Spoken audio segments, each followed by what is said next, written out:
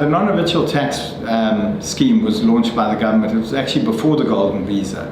And what the Portuguese were looking to do is to attract wealthy individuals into Portugal by way of obviously making it tax attractive.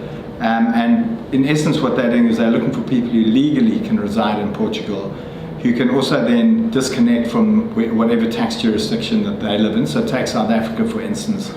You know, you might be living in Steenberg, very wealthy and retired. You can go and live in Portugal, but you need to then financially immigrate from South Africa.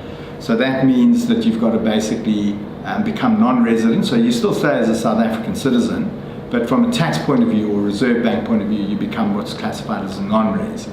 And you then release from the South African tax net, and then simultaneously you become Portuguese tax resident. And in order to qualify for that, you need to spend more than 183 days a year in Portugal.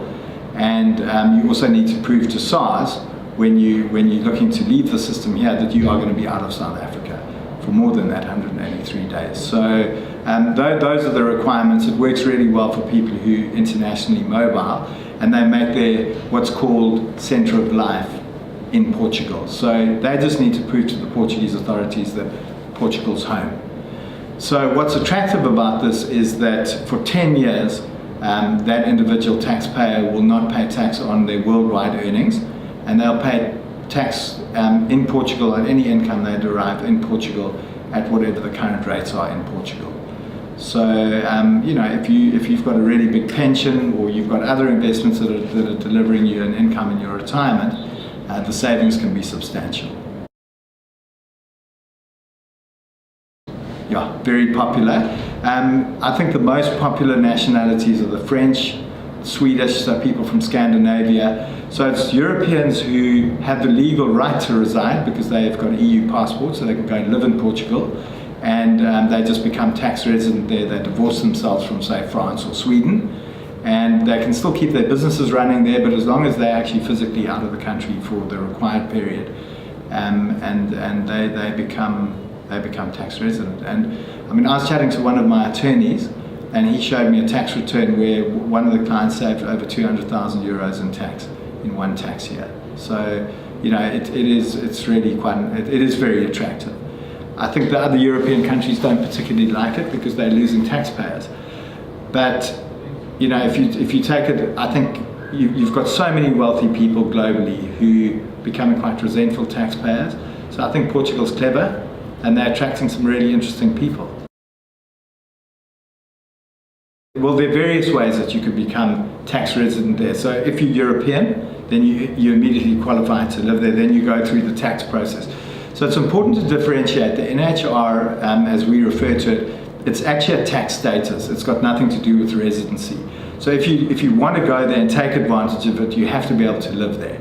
So if you are South African, you could probably become resident through the golden visa scheme, where you purchase a property for €500,000, you become resident, and the minute that you've got that residency, you can then apply to become tax resident as well.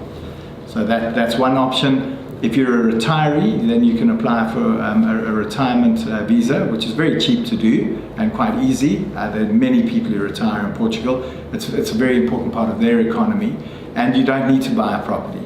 If you've got a retirement visa, you can legally reside there, you become tax resident, and all you have to do is you can rent a house.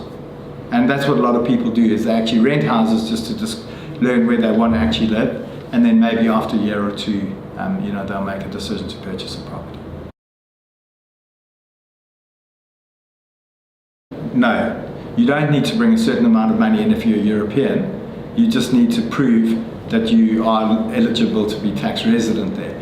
If you're on a retirement visa, in order to get a retirement visa to become resident, you need to prove certain things, like you've got a certain amount of capital that you can live off. You need to prove that you're not going to be a drain on the country, on the medical system, on social security, etc., etc. So obviously, depending on how you become resident there, will determine, you know, what sort of money you should be spending in Portugal. But you know, around the actual tax thing, there's no particular requirement to bring any money in.